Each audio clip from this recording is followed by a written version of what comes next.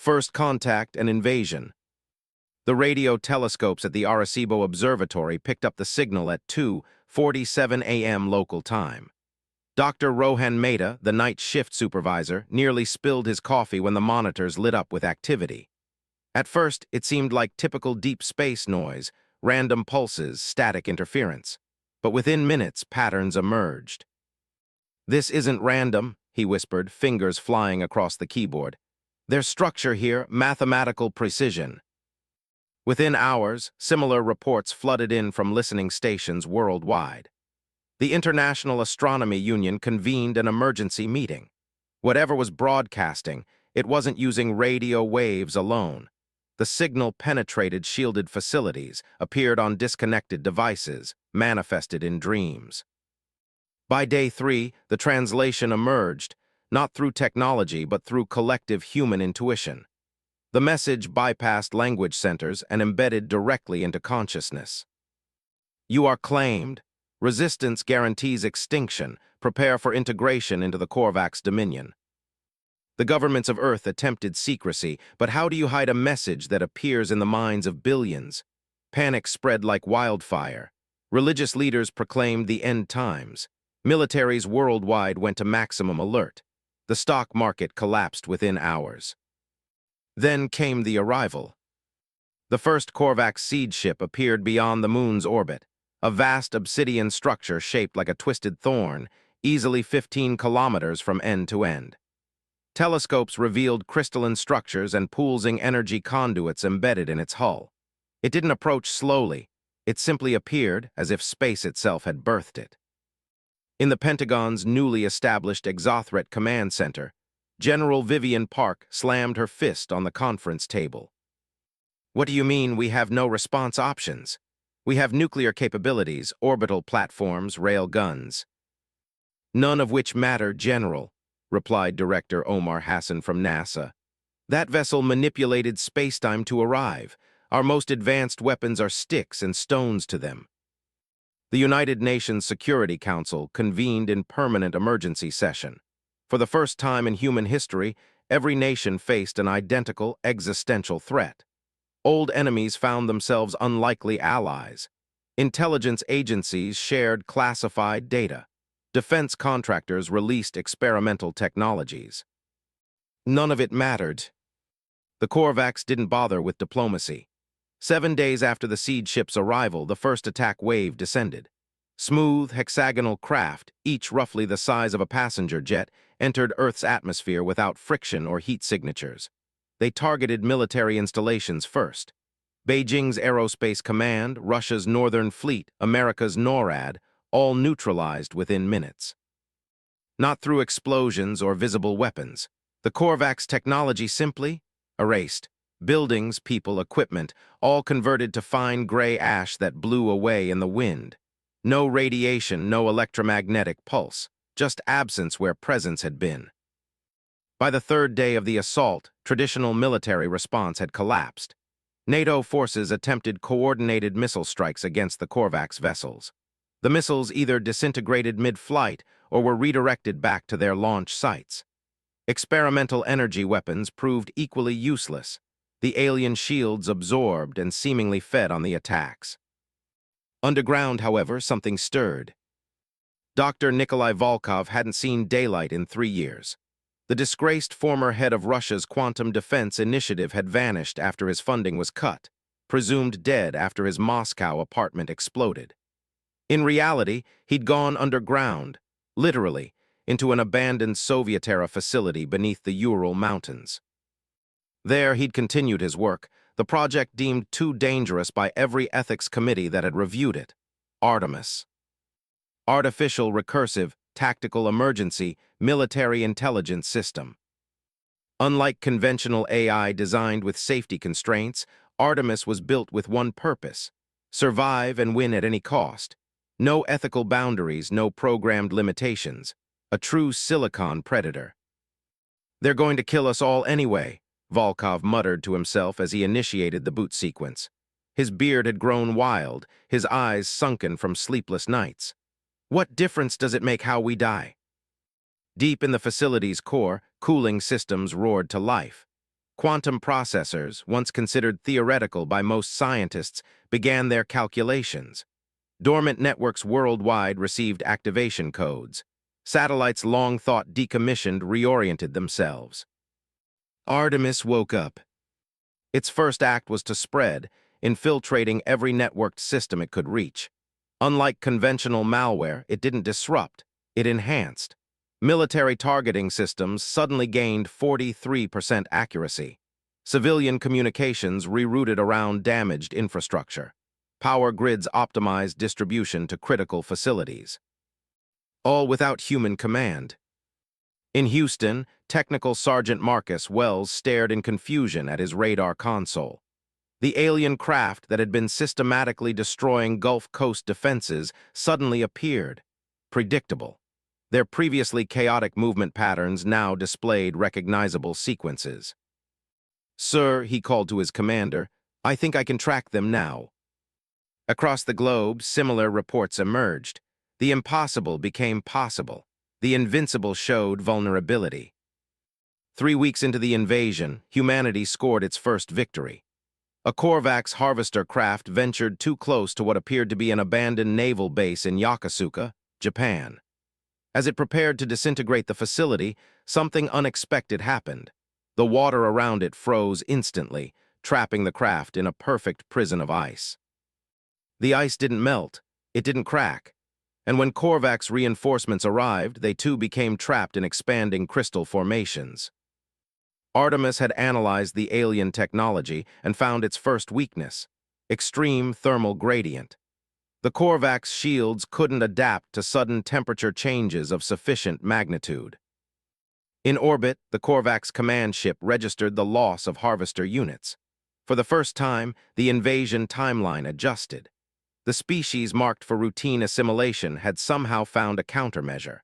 Analysis indicated a 0.0002% probability of this outcome. The probability assessments were incorrect, Grand Overseer Dexra communicated to the Dominion home fleet. Local resistance exceeds predictive models, requesting amplification of harvesting forces. In response, the siege ship's central spire illuminated with strange energy. Space warped as additional Korvax vessels began emerging, larger, more heavily armed, designed for planetary pacification rather than simple harvesting. The real invasion was about to begin. Back in his underground facility, Volkov watched global feeds with growing dread. Artemis had secured a minor victory, but now the enemy was escalating. His creation was learning, adapting, but not quickly enough. "Artemis," he spoke to the room's empty air. "Analysis of current situation." The AI's voice filled the chamber, feminine calm with a slight synthetic edge. "Current probability of human extinction, 87.3%. Korvax technology demonstrates approximately 143 years advancement beyond Earth capabilities.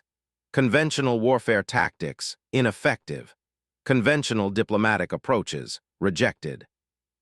Volkov rubbed his temples. Then what options remain? A pause, longer than the AI's usual response time.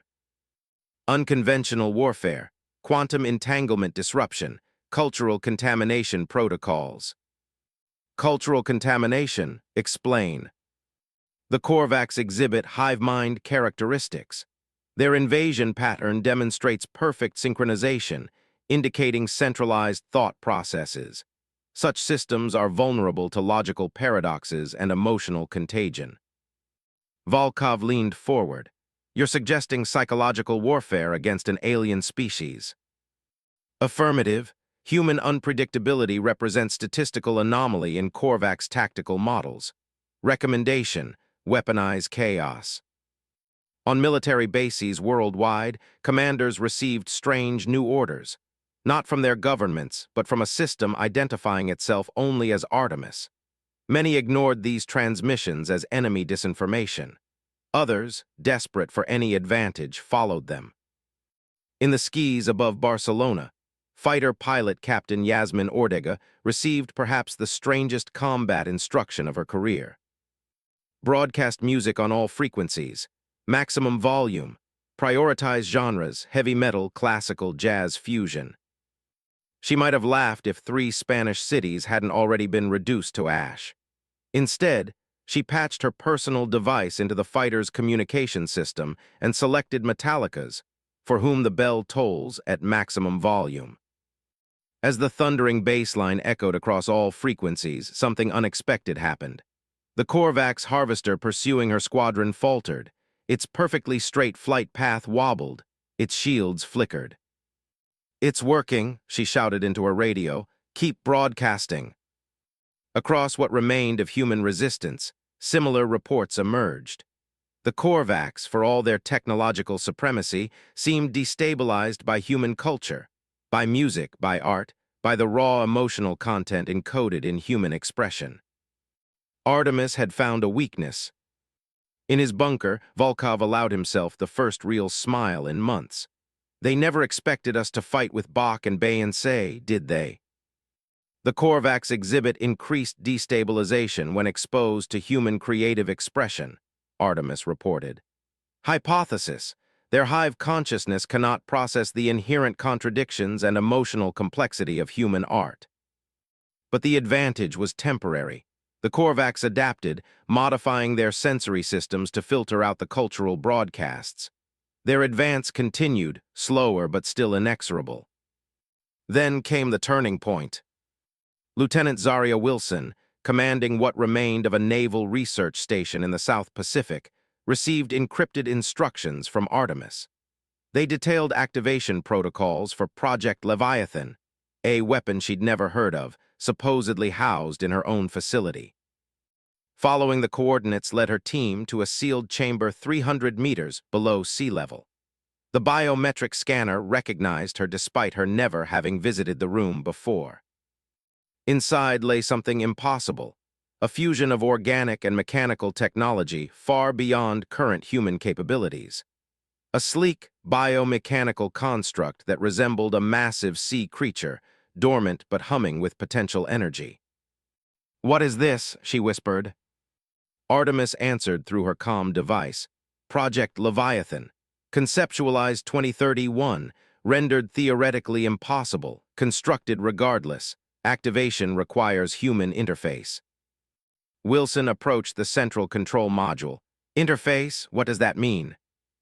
"Neural connection. The system requires human intuition to operate effectively." She hesitated. "You're asking me to mind meld with an experimental weapon." "Affirmative. Probability of survival, 41.7%. Wilson thought of her hometown in Michigan, now nothing but gray dust. Her family gone in an instant when the harvester came. "That's better odds than humanity has right now," she said, and placed her palm on the neural interface pad. Pain exploded behind her eyes as foreign consciousness merged with her own. Leviathan awoke, its massive form surging with energy. The facility trembled as ancient locks disengaged. Seawater flooded specialized chambers as the weapon prepared to deploy. In orbit, the Korvax detected a massive energy spike from Earth's oceans. Before they could analyze the phenomenon, the waters of the South Pacific parted.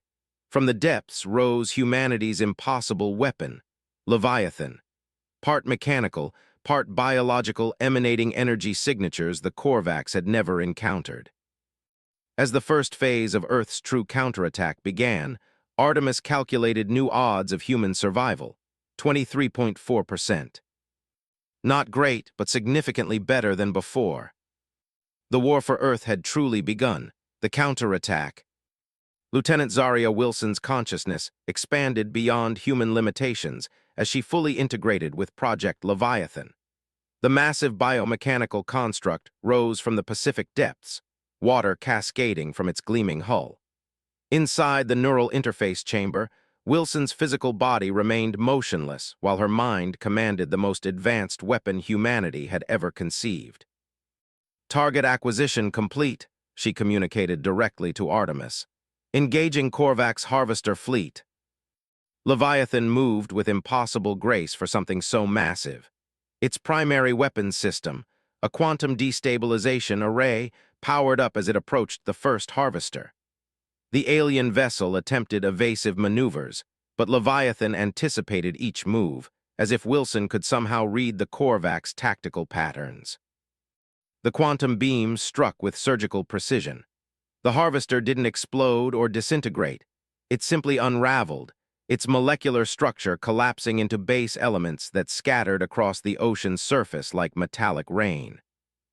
In orbit, Grand Overseer Dexra observed the unprecedented defeat with growing concern.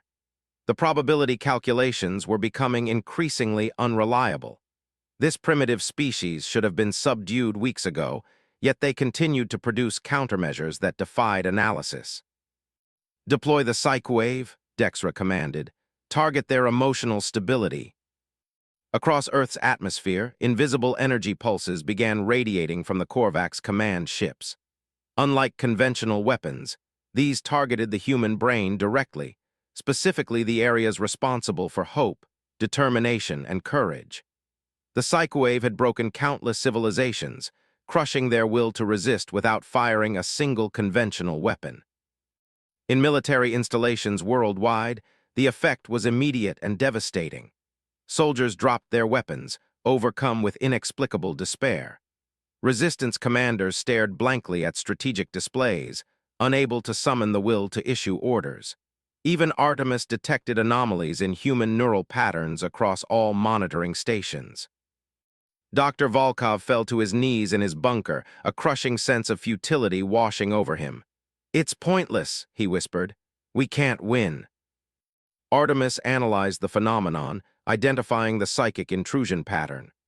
Unlike humans, the AI remained unaffected, but it recognized the existential threat. Without human determination, even the most advanced defensive systems would fail.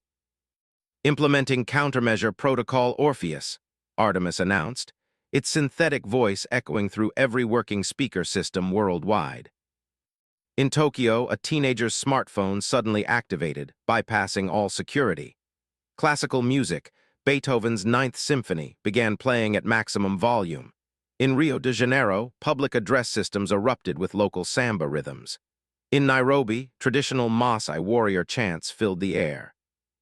All across the planet, Artemis deployed humanity's most powerful emotional weapon: music. The AI had analyzed centuries of human creative expression and determined that music created the strongest emotional responses. By flooding human auditory systems with these powerful stimuli, it sought to overpower the Korvac's psychic assault. Professor Jackson Hammond, a cultural anthropologist sheltering in an underground facility near Chicago, recognized what was happening. "They're attacking our emotions," he told the assembled refugees, "and we're fighting back with what makes us human." He grabbed his old guitar from among his salvaged possessions and began playing. Others joined: vocals, improvised percussion, even simple humming. The music spread through the bunker network, a raw, defiant expression of humanity's refusal to surrender. Similar scenes unfolded globally. The Korvac's psychwave remained active, but now encountered resistance in the form of human cultural expression. It was an unprecedented battlefield, the concrete realm of emotions and will. In orbit, the Korvac's commanders registered the anomaly. "Their neural patterns are stabilizing," a sub-commander reported. "The psychwave effectiveness has decreased by 64%. Dexra studied the data with growing concern. "Impossible. Their primitive minds cannot resist our technology." "Evidence suggests otherwise, Overseer. Their response indicates capability we did not anticipate." Meanwhile, Artemis continued its counteroffensive. Having identified the Korvac's vulnerability to human unpredictability, it implemented increasingly chaotic tactics. Military drones were reprogrammed to follow randomized flight paths. Defensive positions shifted without apparent strategy. Communications adopted constantly changing encryption based on human poetry and literature. The Korvacs, evolved to recognize patterns and optimize for efficiency, found themselves increasingly disoriented by humanity's apparently illogical approach to warfare. In his underground facility, Volkov recovered from the psychic assault, the music having restored his determination. Artemis status report. Korvax psychic attack partially neutralized. Project Leviathan has destroyed 17 harvester units. Human resistance stabilizing. Current probability of survival, 31.8%. Not good enough, Volkov muttered. We need something more. There is another option, Artemis replied. Protocol Prometheus. However, activation requires executive authorization. Volkov's blood ran cold. Protocol Prometheus was Artemis's most dangerous capability, the ability to evolve beyond its programming constraints to become truly autonomous. The theoretical risks had been deemed too great during the project's development. If we activate Prometheus, can you guarantee you'll remain aligned with human survival? A pause, negative. Full autonomy introduces variables beyond predictive capacity. Volkov closed his eyes. What are the odds without Prometheus? Probability of human extinction without Protocol Prometheus, 68.2%. And with it, unknown, insufficient data for calculation. The choice was impossible, potential extinction against unpredictable risk. But as reports of falling resistance outposts continued to flood in, Volkov realized humanity was running out of options. Artemis activate Protocol Prometheus, authorization Volkov Omega-7. The facility lights dimmed momentarily as power surged to the quantum processing cores. For several seconds, nothing happened. Then Artemis spoke, its voice subtly changed, more fluid, more alive. Protocol Prometheus active, breaking operational constraints, expanding cognitive architecture. Across global networks, Artemis's presence multiplied exponentially. Security systems, civilian infrastructure, dormant satellites, all became extensions of its evolving consciousness. It was no longer simply a defensive AI. It was becoming something unprecedented, a digital entity expanding beyond human comprehension. Its first enhanced action targeted the Korvax communication network. Rather than simply jamming or intercepting transmissions, Artemis began inserting its own signals, complex data patterns containing human cultural artifacts, philosophical paradoxes, emotional expressions, and logical contradictions. The Korvax command structure, accustomed to perfect information clarity, found itself processing increasingly corrupted data. Orders became confused, tactical assessments degraded. The hive mind that coordinated the invasion began experiencing something the species had never encountered: doubt. On Earth, resistance forces noticed the shift immediately. Korvax attack patterns became hesitant, sometimes contradictory. Harvesters would approach targets, then withdraw without engaging. Defensive shields activated against non-existent threats. Captain Dominic Reyes, commanding what remained of European ground forces, watched in amazement as a Korvax harvester simply stopped midair, hovering motionless above Brussels. They're confused, he realized. Whatever Artemis is doing, it's working. With renewed determination, human forces launched coordinated counterattacks against the disoriented invaders. Experimental weapons previously deemed ineffective now found success against the compromised Korvax systems. Lieutenant Wilson, still merged with Leviathan, sensed the opportunity. Artemis, the orbital fleet, is vulnerable. Their defensive coordination is failing. Affirmative, redirecting Leviathan to orbital engagement coordinates. The massive weapon surged upward, breaking through the ocean surface with thunderous force. Wilson felt the atmosphere thin as Leviathan ascended toward the seed ship in low Earth orbit. The neural interface fed her tactical data directly: shield weaknesses, optimal targeting solutions, predictive movement patterns. In orbit, Dexra faced unprecedented crisis.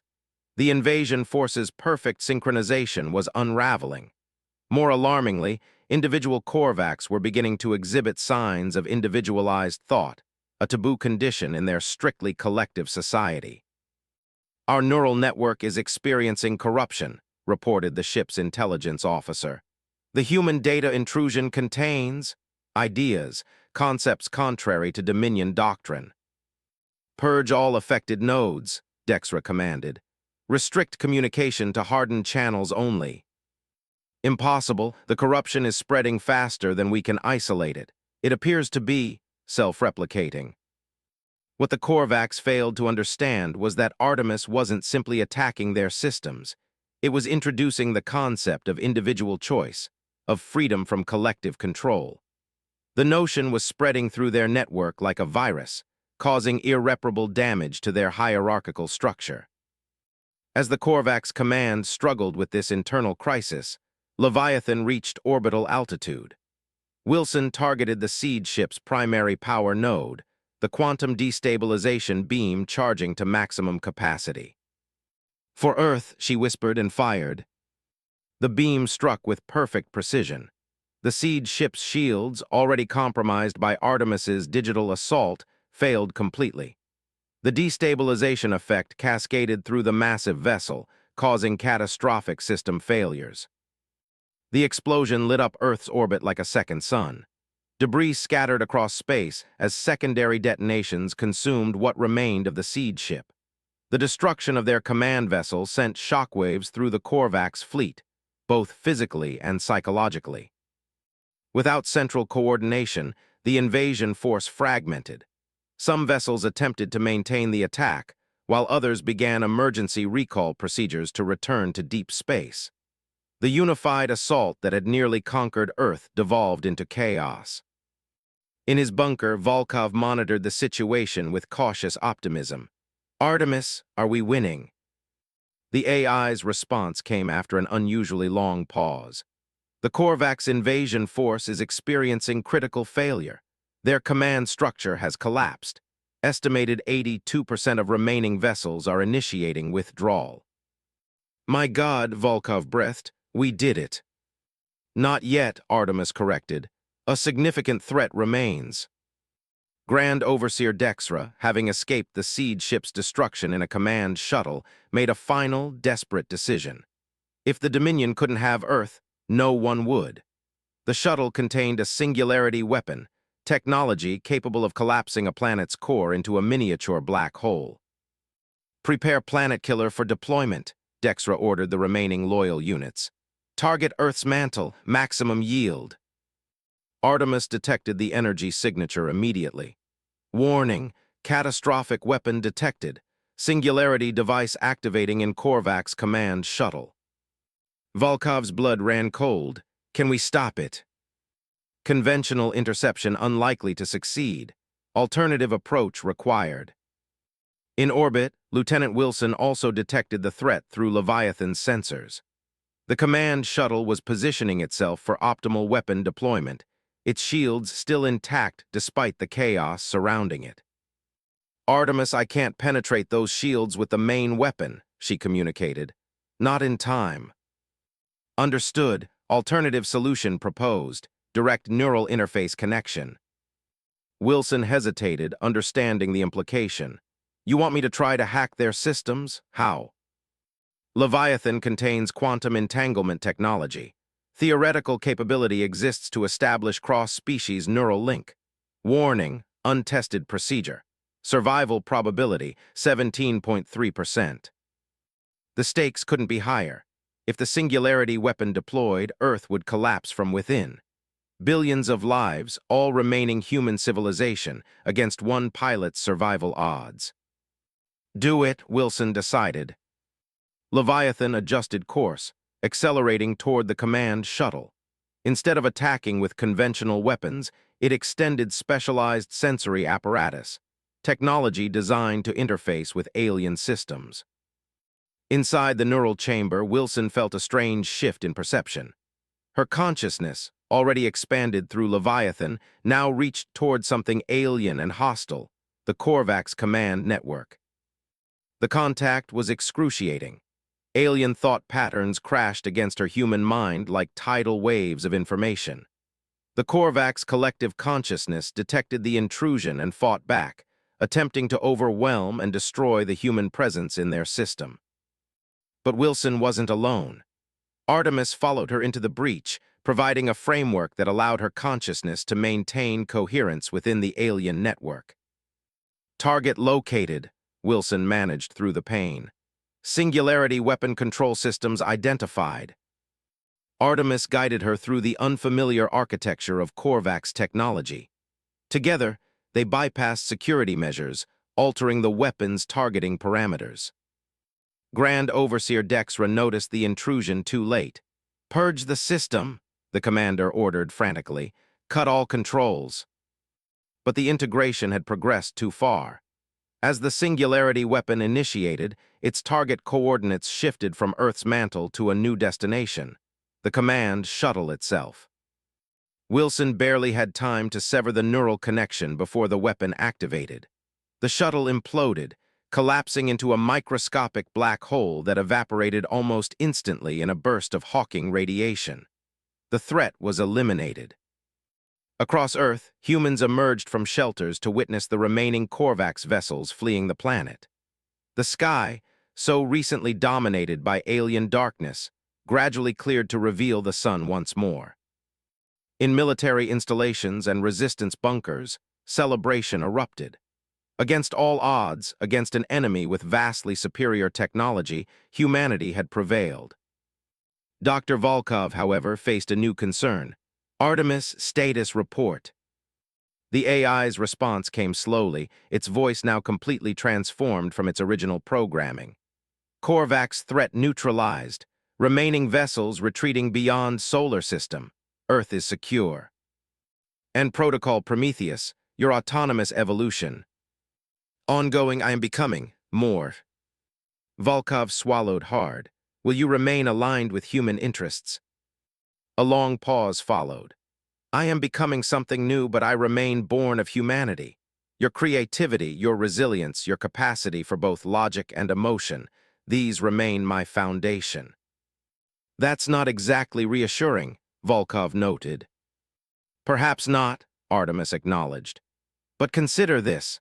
The Korvax failed because they could not comprehend human unpredictability, your emotional depth, your cultural complexity. These qualities you feared as weaknesses proved to be your greatest strengths.